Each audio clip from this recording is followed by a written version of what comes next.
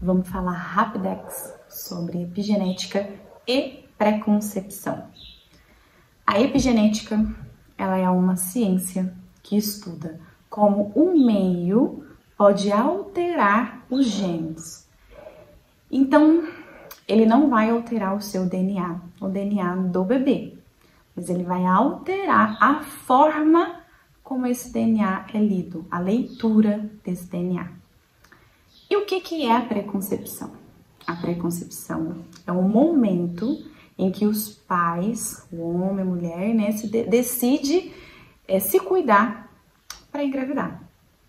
Então, aquele momento onde você busca um ginecologista, onde você busca um endocrinologista, muito importante. A gente acha que saúde gestacional está relacionada somente ao médico ginecologista obstetra. Só que não é. A saúde da mulher, ela é muito mais ampla do que isso. A gente precisa de um cuidado multidisciplinar. A gente precisa buscar, sim, outros profissionais, além do ginecologista obstetra. Nutricionista, dependendo, né, do seu caso, aí se você estiver abaixo do peso, né, com alguma desnutrição, ou se você estiver acima do peso, já vem aí com uma obesidade, já vem com alguns fatores que podem influenciar negativamente esta gestação.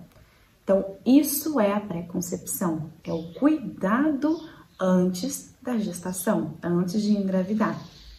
E não existe momento melhor, é um momento ideal para se pensar na epigenética, em colocar em prática essa ciência, né? Porque quando a gente fala sobre mudar o meio, sobre alterar o nosso estilo de vida para melhor, nós vamos pensar que, tá, para que eu preciso fazer isso, Tati? Qual o benefício, né? Por que eu preciso mudar minha vida, meu hábito, meu sono, minha alimentação, meus hábitos, né, de vida diário, meu sono, minha alimentação? Por que eu preciso desligar um pouco de telefone, de tela, né, controlar estresse, ansiedade, saber lidar com tédio? Por quê? Porque o José acordou. Porque isso vai trazer bons frutos, não só para você, né? Eu gosto de falar sempre, né, que gestação não é só sobre a mulher. Na verdade, não é sobre nós, é sobre essa vida que nós estamos gerando. Mas, porém, entretanto, a gente não fica escanteada, a gente não vai esquecer de nós. Então, assim, quando a gente muda para melhor os nossos hábitos de vida, nós somos as primeiras a colher os bons frutos disso. Mas nós vamos pensar no bebê que nós vamos gerar. Então, quando a gente fala disso, nós estamos diminuindo riscos de doenças crônicas para essa criança e para nossa posteridade. Então, hoje a ciência já mostra que nós carregamos genes das nossas avós e até bisavós, consideram até mesmo das nossas bisavós. Então, pensa o quanto isso é bonito, é lindo, é sério e é algo que é palpável, está nas nossas mãos, dentro da nossa capacidade. E quando você fala assim, eu quero ser mãe, você não quer o melhor para o seu bebê? Você não quer saúde, né? A gente se discute tanto hoje em dia, né, que dinheiro pode comprar tudo, mas não compra a saúde. E pode sim te dar um leito hospitalar melhor, te dar medicações que às vezes no SUS ou em outros lugares você não vai encontrar tão facilmente, a não ser que tenha um poder aquisitivo, mas tem coisas que são irreversíveis. E quando a gente tem esse poder na mão, fala, não, eu tenho a capacidade, a opção de falar, poxa, se eu escolher esse caminho, o risco do meu filho, né, dos meus filhos, netos, sofrerem consequências como obesidade, doenças cardíacas, doenças de ansiedade, doenças mentais, cai muito, então eu vou optar por esse caminho, por que não?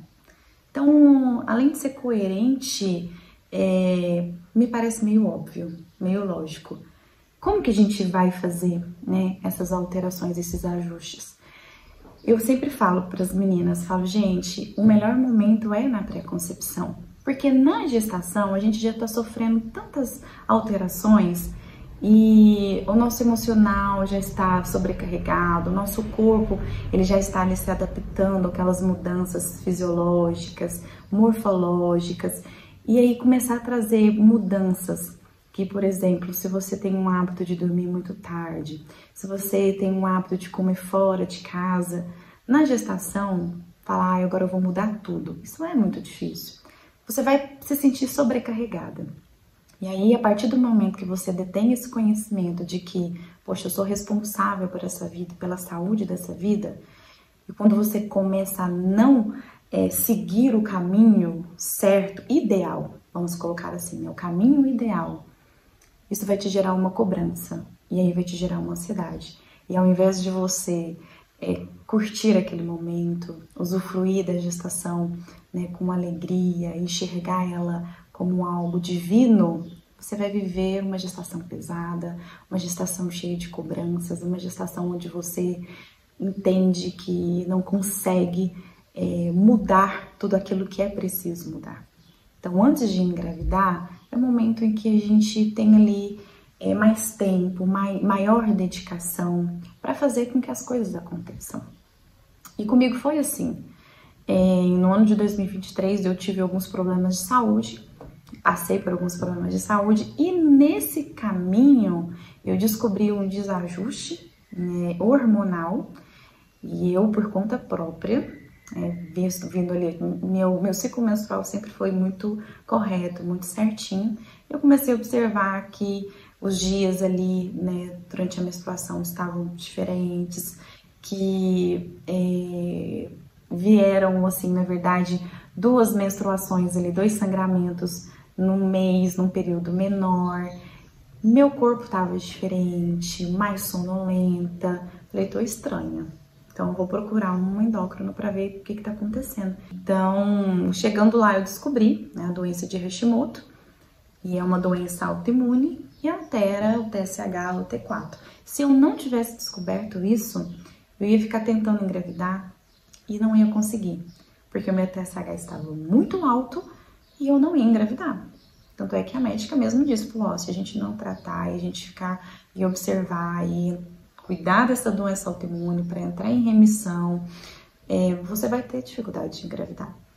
E quando eu busquei a ginecologista, obstetra, para poder falar, quero fazer os exames, né, para poder ver como é que eu tô, que eu e meu marido tá pensando em engravidar, e me pediu os exames básicos, então hemograma básico, né, Papa Nicolau, e olhou lá e falou, você tá apta, né, na hora que você e seu marido quiserem engravidar, tá tudo bem, pode engravidar. Não estava tudo bem. E eu não ia conseguir engravidar, ia passar 2 anos, e é algo muito simples, né? Porque eu acho, né, você olhar para uma mulher e pensar, nossa, o que é a mulher quando quer engravidar? É hormônios, é fertilidade. Então a gente precisa olhar para o sistema hormonal dessa mulher. E aí eu comecei a tratar e consegui engravidar. Só que antes eu já tinha um hábito de vida que eu considero, né, e considerava extremamente saudável. Mesmo com esse hábito de vida, outros fatores iriam me impedir de engravidar. Então a gente precisa estar atenta, buscar, claro, de profissionais que possam nos auxiliar, que possam nos guiar nessa jornada, né, de cuidado, de pré-concepção e fazer a nossa parte. Buscar comer em casa, comida mais caseira, diminui ou até para o consumo do álcool, diminui muito o consumo do café. Gente, eu era apaixonada em café, eu tomava uma garrafa e meia no dia, olha pra você ver que loucura. Isso é uma válvula de escape, porque não fazia bem. E na minha cabeça não fazia bem, mas obviamente não fazia bem. Nem para fertilidade e nem para saúde, quando a gente fala de fisioterapia pélvica, e nem para saúde íntima. Então, diminui muito o café. Hoje eu tomo aqui de manhã, né? E nem é na hora que eu acordo. Então, tomo aqui de manhã e pronto. Às vezes tomo uma xicrinha à tarde, um cafezinho da tarde, pronto. Mas diminui muito o café. Controle nos níveis de ansiedade. É muito difícil, mas a gente tem que tentar. Nada na vida é fácil, mas a gente tem que tentar. Celular, Instagram, redes sociais, isso faz com que a gente perca nosso controle de tédio e nosso controle emocional, porque se torna uma válvula de escape. Estou nervosa, estou ansiosa, estou com tédio, estou com isso, aquilo, vou para quê? Vou para o celular. Eu não busco mais, eu vou lá fora, vou olhar o céu, vou respirar, vou pegar um livro para ler, né? Não, vou parar aqui, vou meditar nesse problema, vou lidar com esse problema. Como que eu vou lidar com esse problema? Enfim, isso que está me gerando ansiedade, isso que está me gerando um nervosismo. Não, a gente vai lá pro celular, pro Netflix, né? E pronto, passa por cima, mas o problema ainda tá ali. E o nosso corpo tá remoendo aquilo, o nosso cérebro, o nosso sistema tá digerindo aquilo de uma maneira negativa. Vai pra cama com o telefone, fica ali rolando até dormir com o telefone na cara, do lado, errado. Dormir muito tarde, errado. Isso desregula, desajusta os nossos hormônios. Isso tudo, gente, tem um peso na fertilidade. Tem um peso não só para a mulher, quanto para o homem também. Então, quando o homem vai lá você, vamos engravidar, porque, né, eu sou o sabichão e se eu fizer ali na grama, vai nascer tomate. E não é assim. Não significa que a quantidade é a qualidade. Porque a gente precisa saber sobre a motilidade desse esperma. Tá? Então, a sementinha, ela tem que ter qualidade. E quando o homem ele entra junto com a mulher, né, nessas mudanças de hábitos de vida, a gente tem que pensar que é 50-50. É a terrinha e a sementinha. Então, não basta a terrinha estar ali, né, fofinha, fértil, pronta, adubada. A semente tem que ser boa, tem que ter qualidade. Então, os homens precisam ter essa cultura de se cuidar também, porque vocês, são responsáveis por essa vida. São responsáveis pela saúde dessa criança também, da geração, da posteridade. Então, assim, são heranças que a gente pode deixar, né, para os nossos filhos e netos. A gente deveria ser ensinado desde nova, né? Muito me arrependo eu de ter aprendido isso com quase 30 anos. Mas, graças a Deus que aprendi. E eu espero que, de alguma maneira, esse conhecimento também edifique a sua vida. Porque eu sei o quanto é angustiante a gente desejar engravidar e não conseguir. E hoje em dia a gente tem justificativa para tudo, né? Quando a gente não consegue, às vezes, engravidar ou sofre algum aborto espontâneo, a gente já corre logo, assim, para a medicina e que seja explicado por algum diagnóstico, às vezes mirabolante, ou algum diagnóstico sério. E muitas das vezes não é algo, assim, que seja tão sério, né? Às vezes uma doença séria, às vezes, né, eu ou meu marido não consegue gerar, às vezes não, gente, às vezes é um ajuste simples, né? Às vezes é algo simples que a gente precisa melhorar nosso estilo de vida. E hoje, quando a gente fala assim, eu vou comer melhor, você tá de dieta, né? Virou dieta, comer verduras, frutas, né? Comer vísceras, que hoje em dia o povo tem nojo, né? Fala, que nojo, não como, não gosto. As pessoas comem porque gostam. E a gente não tem que pensar assim, a gente precisa comer porque o nosso corpo precisa ser nutrido. Então, agora no almoço estou com vontade de comer um McDonald's. Agora eu vou comer um milkshake porque eu gosto. Né? Eu vou comer batata frita porque eu gosto. E vai assim, vivendo a vida porque eu gosto. Nós somos adultos. A vida não é feita do que eu gosto. A vida não é feita só de prazeres. Eu preciso ser responsável. Quando eu penso em filhos, a gente precisa ser responsável, a gente precisa ser maduro. A gente precisa fazer coisas e abdicar de coisas que a gente gosta e fazer coisas que muitas das vezes nos desagradam. Quantas vezes, né, a maternidade, ela é isso. A maternidade, ela não é sobre nós. A maternidade é sobre o que essa criança precisa. A gente quer dormir até tarde, mas a criança acorda 4h30, 5 horas da manhã, você tem que levantar. Não é justo que ela fique lá chorando porque você quer dormir. Então, é isso. A maternidade, a paternidade é uma guerra constante contra o nosso ego, né? Contra a nossa... essa vontade nossa de eu primeiro, né? Eu. E eu acho que quando a gente medita na palavra de Deus e quando a gente traz tudo isso como o Criador nos fez, como o Criador deseja que a gente viva a nossa vida aqui, enquanto estamos aqui, é para servir. Foi isso que Jesus nos ensinou, né? Esse é o grande exemplo dele, da jornada dele, da vida dele, é servir. E a gente quer muito ser servido, né? E esquece de servir. E a maternidade, ela ensina que a gente nasceu para servir.